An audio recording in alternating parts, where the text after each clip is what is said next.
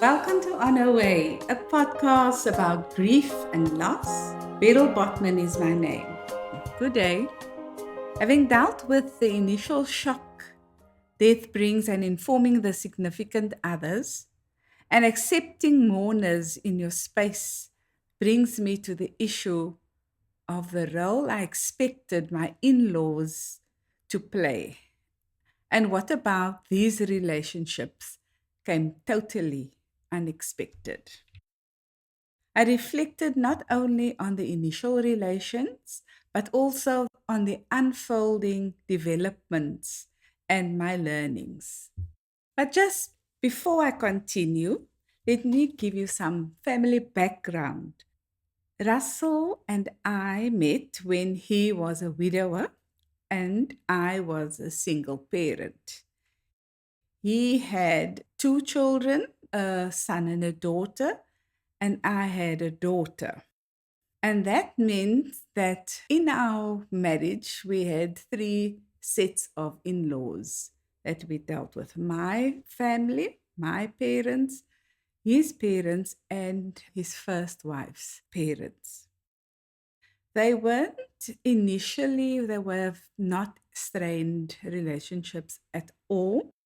I always were under the impression that we got along quite well with both sets of parents on his side. We had, as I said, stepchildren, and then we had one daughter together. So it's a blended family with lots of complex family relations, but it was in terms of the in laws. That's for me, at that point of Russell's death, seemed to be one of the least complex relationships.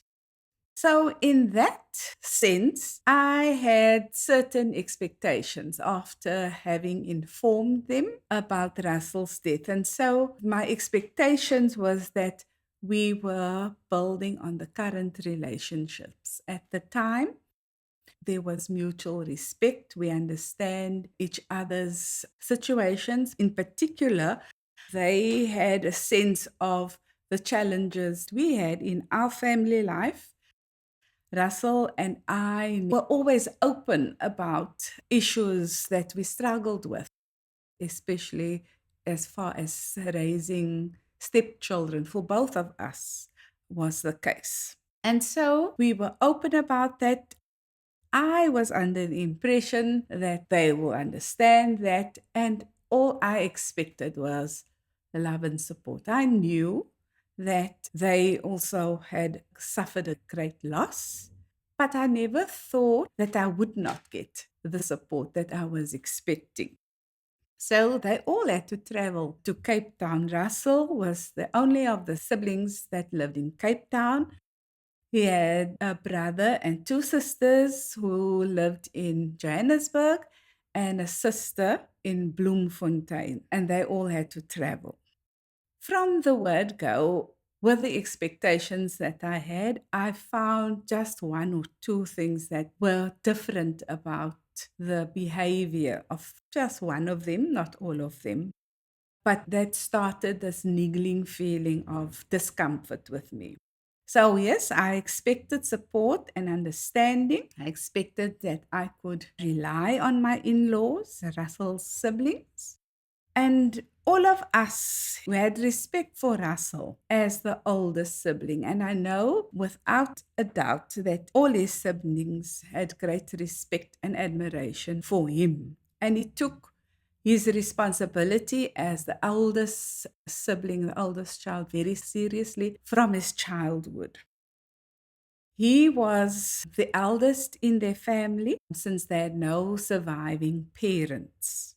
So their perceptions of me regarding my stepchildren changed in my understanding after Russell died.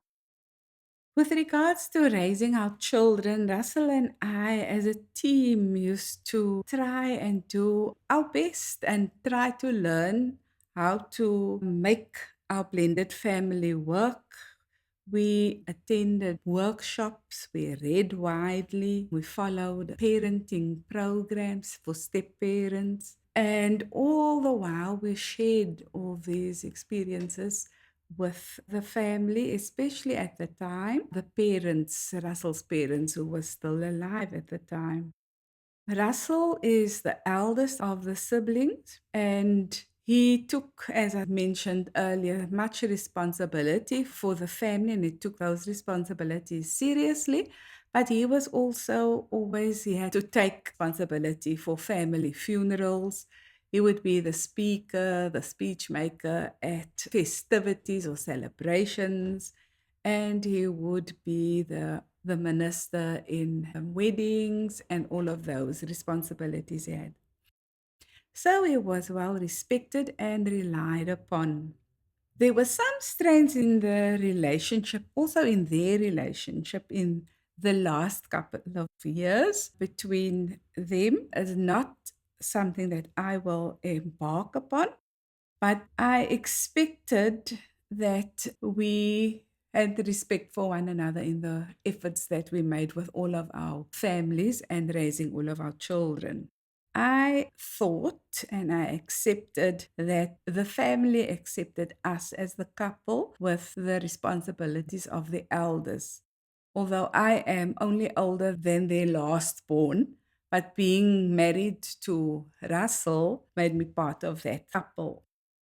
Russell was a great supporter and a mentor emotionally, financially, and professionally to all his siblings. He took responsibility for keeping in contact with them. So I knew what the relationship between them was. I thought I had good relationship with my in-laws, some better than others. I was closer to some and less close to others. I can't recall any confrontations about the issues that then became problems for them. I will not go into detail. You can read about my impressions and my understanding in the books that I have written. But what I do want to share in this podcast is that I recognize the shift very early on, a shift in relationships with my in laws. That shift became more entrenched, especially initially about issues of the will, Russell's last will and testament, and the property that was part of the estate. And I had to make sense of this shift. I couldn't understand it initially. The issues raised against me were mainly regarding my role as a step parent. So my step parenting became suspect. How they saw our property and possessions became suddenly problematic. I was never aware of the fact that when they would step into our house, that they thought that everything in there was Russell's. I never thought that they didn't see me as a contributor to any wealth that we have accumulated. So that was a big surprise for me. How my in laws, and this is the in laws, Russell's siblings, my in laws, how they were treating the two sets of children in our family, my and Russell's family, differently. They treated with much more support and care for the two children from Russell's first marriage, and less in a more superficial way the other two, which is one is my child and one child, Russell and my child. And so I experienced from them issues that I thought comes from a history of my step parenting, but my step parenting was almost 25 years. I was a step parent. I can only repeat, I cannot recall that I was ever challenged directly to my face. What happened behind my back was something different. I don't know. But I couldn't understand that. And so this led to later, after a couple of years, after Russell's passing, it eventually led into rejection and my non inclusion, my exclusion from even a thing as a WhatsApp group that I have started to discuss or keep in contact about how we're dealing with Russell's passing. So there was a total dissociation and total non-engagement in this. And that is how the relationship is at the moment. Still, I felt disrespected and I thought that the way I've been treated is untruthful. If the issues that we had were issues of my step parenting, of my being unfair or being whatever the case may be that they had against me, if that were the case, they should have raised it with me if they felt that is important for the relationship with their niece and nephew, and they should have raised it with Russell. I have gathered from engagement that Russell didn't raise those kinds of issues with them. And so this was for me very difficult to handle. And how I managed to do so was mainly through the therapy that I received over a number of years after Russell's passing. Psychological therapy. And in that therapy, I became aware or was made aware of an issue of the transference of grief. I could understand that. It was difficult for me to understand initially, but I thought maybe that is how people grieve in different ways, and that is how my in-laws deal with their grief, the grief of the loss of their brother, the oldest sibling of their family. I thought that we had open communication. We could discuss things, but seemingly that didn't happen. I set out, even with the therapy of my therapist advising against it, I went ahead with open communication in terms of issues that is not actually anybody else's business, but I was open about those. I included my in-laws in all events regarding commemorations of Russell or when he was honored. I made sure that they were also invited, made arrangements for them to be invited, and so on.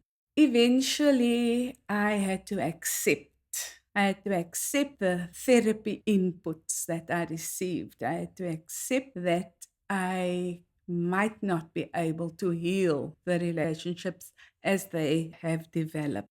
This was very difficult for me because in my whole life experience, I haven't had relationships with people that I knew, that I had close contact with, that I didn't speak to. This was the very first time that happened. But I had to draw boundaries against disrespect.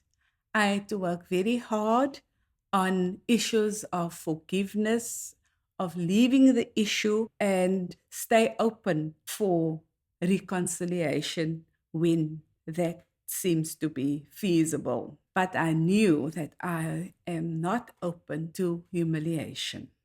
Having to deal with the relationships with my in-laws has presented me with many learning opportunities. Number one, I had to learn about the issue of transference. My understanding was that it is possible, but I thought with time and when we deal with our issues, we could see different ways of being with one another, being in relationship with one another. I didn't realize how common this phenomenon really is. It's only after I have released these books and I was in contact with other people with similar experiences, did I realize how common this phenomenon is and how common my experiences actually are.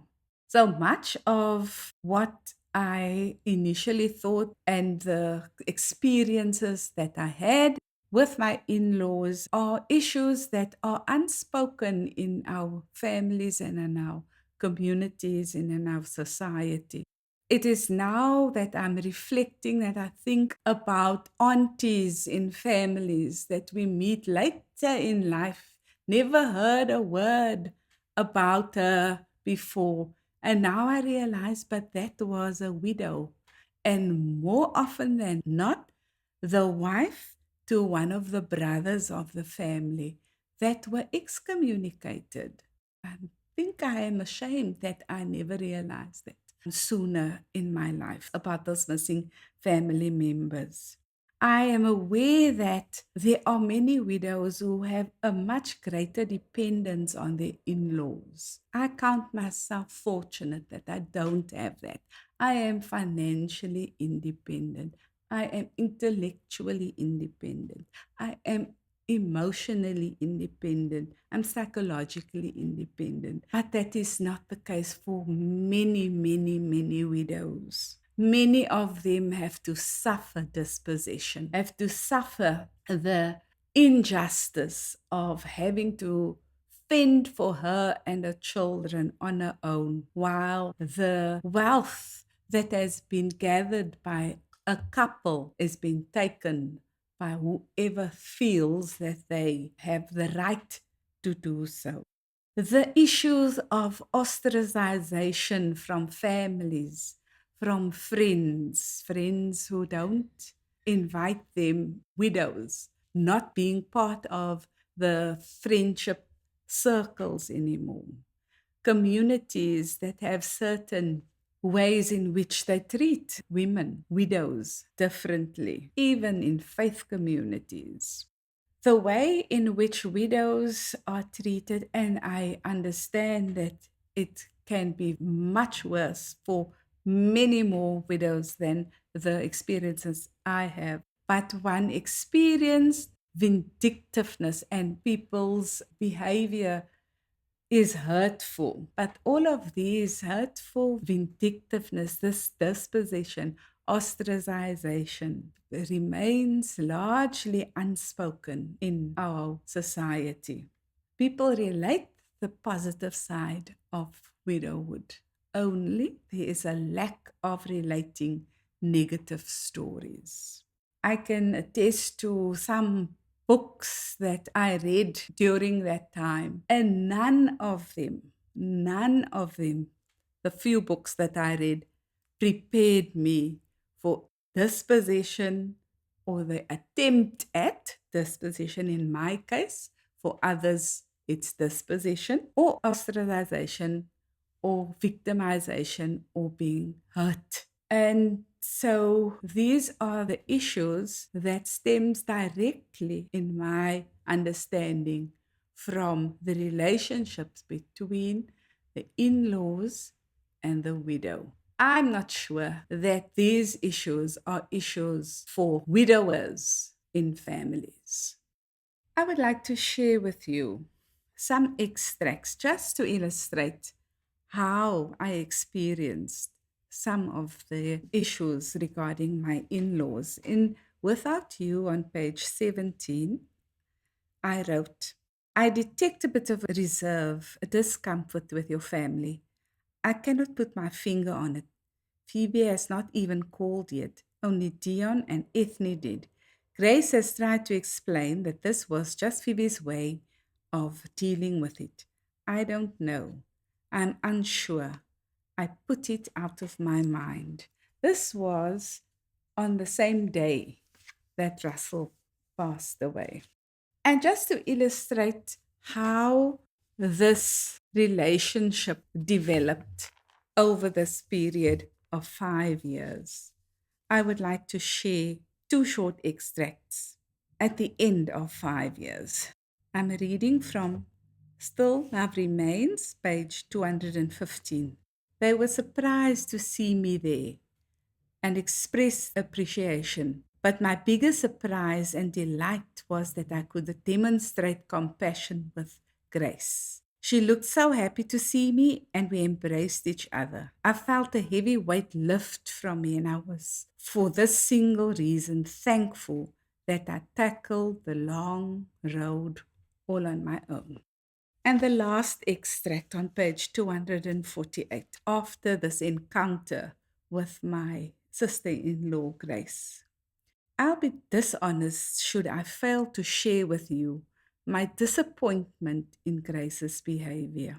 I can still live with the fact that Haman and Hazael attend this reception where I am the host and do not greet me. My expectations of them is low. But Grace, to have the audacity in accepting my invitation and not even greet me. This after her softer attitude at Aunt Martha's funeral a few months ago. No, I don't understand at all. You've been listening to The In-Laws on my podcast On Her Way with Beryl Botman. Walk tall, tell it all. You've been listening to On Her Way with Beryl Botman.